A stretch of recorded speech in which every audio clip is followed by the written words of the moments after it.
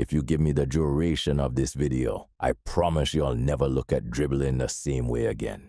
Now, this concept I'm about to share isn't anything groundbreaking, or is it? Let me explain. Take a look at this clip. See how smooth my dribbling is, how I effortlessly glide past defenders. What if I told you all I'm using is left stick dribbling? That's right, just the left stick. No skill moves, no gimmicks. You've probably been told that left stick dribbling is dead this year, but I'm here to tell you it's not just alive, it's thriving. The problem isn't the mechanic, it's how most people are using it. Let me give you a quick example. One of my coaching students, Billy, was stuck in Division 4 for weeks. After a single session where I taught him this left stick dribbling technique, he applied what he learned, won a few games back-to-back, and for the first time this year, broke into Division 3.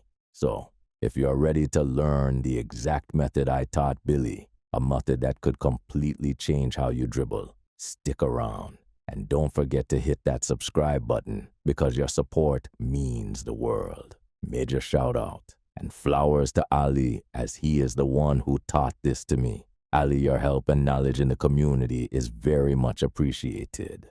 You might be wondering, cool story retro, but what are you talking about?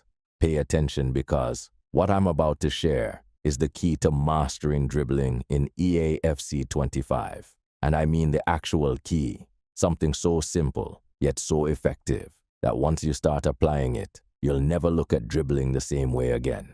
The trick, it's all about your opponent's player indicator. You see, that little indicator floating above your opponent's active player, the one they're controlling in real time, is more important than you think. It's not just a decoration or a marker. It's the single most powerful clue about where the danger is coming from, and more importantly, where it isn't. Let me break it down. Your job while dribbling is to always keep that player indicator behind your back. Yes, always. It's really that simple. As long as the player your opponent is controlling doesn't have direct access to the front of your player, they can't take the ball away from you.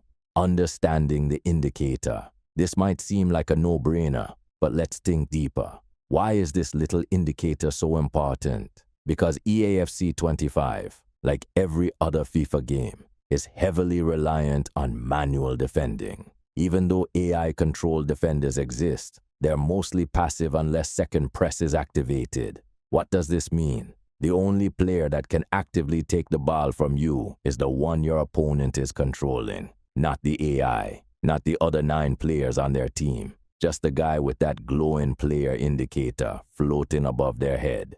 So, your goal when dribbling becomes twofold. Position your players back to shield the ball from the active defender. Exploit the passiveness of AI defenders by avoiding them entirely.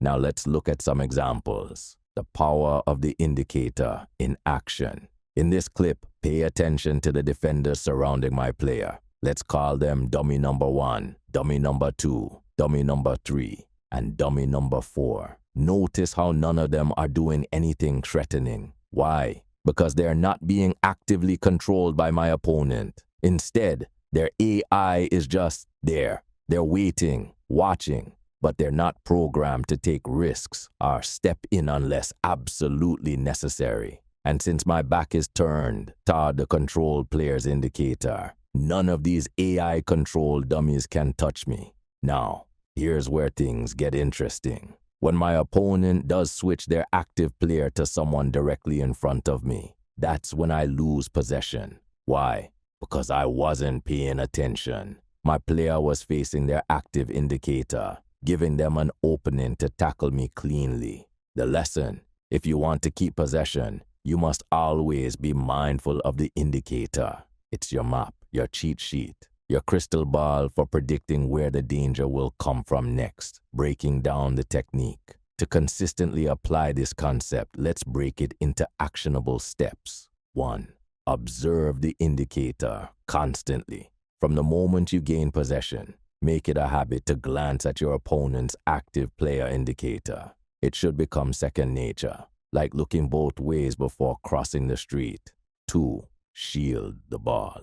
Once you've located the active player, angle your player's body so that their back is to the opponent. Use the left stick to carefully maneuver while keeping this positioning. Think of your player like a shield. Their body is your first line of defense against tackles. And as long as your back is toward a danger, you're in control. Third, avoid panic turns. One of the biggest mistakes players make is turning into their opponent's indicator out of panic.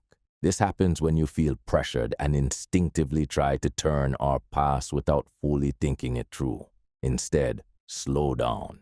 Use precise movements. Be deliberate about where you're turning and always check the indicator first. Fourth, exploit AI passiveness. Remember those dummies I mentioned earlier? AI defenders won't actively tackle you unless prompted by second press or extreme proximity. This means you can confidently dribble around them as long as the active indicator isn't in front of you.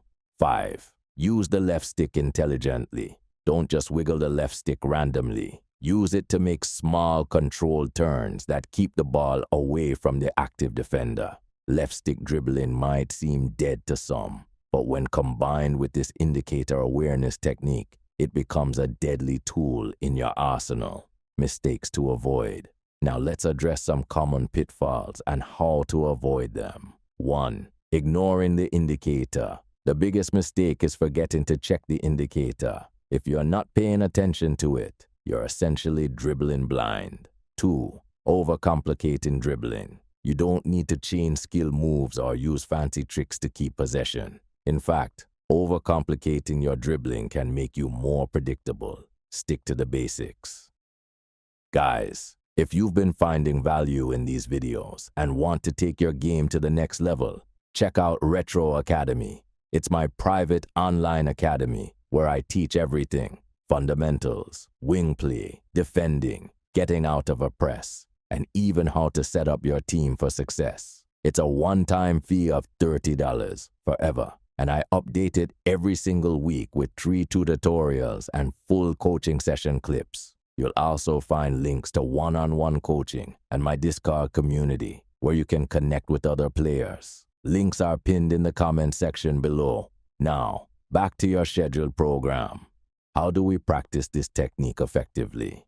Now that you understand the importance of using the active player indicator to guide your dribbling, the next step is practice. But how do you actually work on this technique and make it second nature? Don't worry, I've got you covered. In my last video, I shared a valuable tip: create a new account and start from a lower division.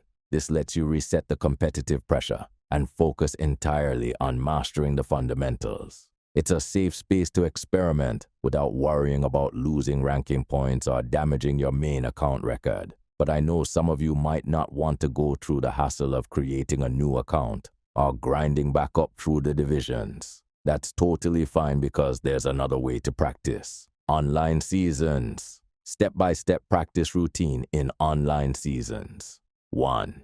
Forget about winning. First things first, throw your ego out the window. The goal here isn't to win or even score goals. The only thing you're focusing on is positioning your players back to shield the ball from the opponent's active indicator. When you jump into an online seasons match, treat it like a training session. Don't worry about the scoreline or the result. Focus entirely on perfecting this one aspect of your gameplay. 2. Stay calm under pressure.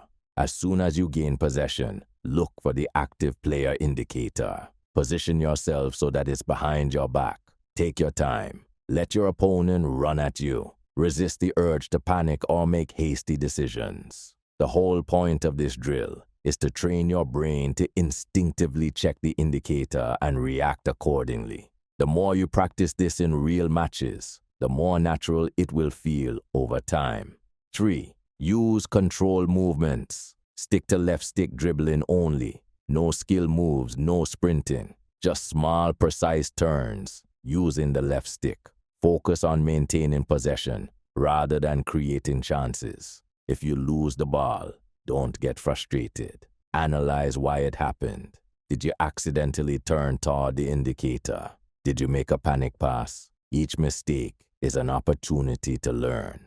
4th, Test against different opponents. The beauty of online seasons is that you'll face a variety of play styles. Some players will spam second press, while others will rely more on manual defending. This variety helps you practice adapting to different scenarios and finding ways to keep the ball regardless of your opponent's approach. What to focus on during practice. Here are some specific things to pay attention to while practicing. Indicator awareness. Train yourself to constantly check where the active indicator is. It should become second nature, like checking your rearview mirrors while driving. Patience. Don't rush your decisions. Stay calm, shield the ball, and wait for openings. Precision. Use deliberate left stick movements to control your player's positioning. Avoid overcomplicating things with unnecessary tricks or turns. Mistake analysis. After each possession loss, think about why it happened. Was it a misstep? A poor turn? Learning from these mistakes is key to improvement. How to apply this technique in a game. Now that you've mastered this technique, let's talk about applying it in a real game scenario. Let me break this clip down for you. Step 1. Push defenders back.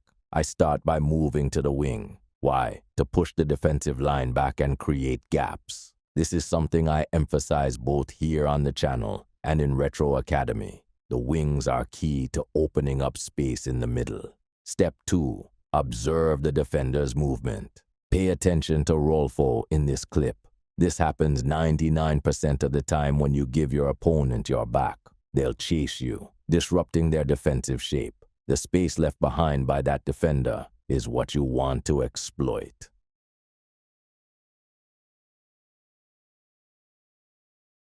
Step 3. Don't force the turn. Here's the critical part. I can't just turn toward Rolfo immediately because she's being heavily closed on. Turning into the pressure would result in losing possession. Instead, I use another player to make the next pass. This keeps the ball moving and allows me to exploit the space left behind by the chasing defender. Step 4. Look for players in the space. The key is to pass to a player already positioned in the space your opponent's defender left behind. In this clip, I pass to Hansen, who is already in that gap, ready to attack. By following this process, you'll maintain control of the ball. You'll exploit defensive gaps effectively, and most importantly, you'll frustrate your opponent by making their defensive efforts feel futile. This technique isn't just about keeping the ball. It's about being smart and proactive with your play. Master this, and you'll see your game elevate to new heights. Learn this, master it, and join the Discord to get all my past live streams. They are full of golden nuggets, and you will surely not want to miss the next time I go live. Thank you so much, guys, for all the support and love. Take care, fam.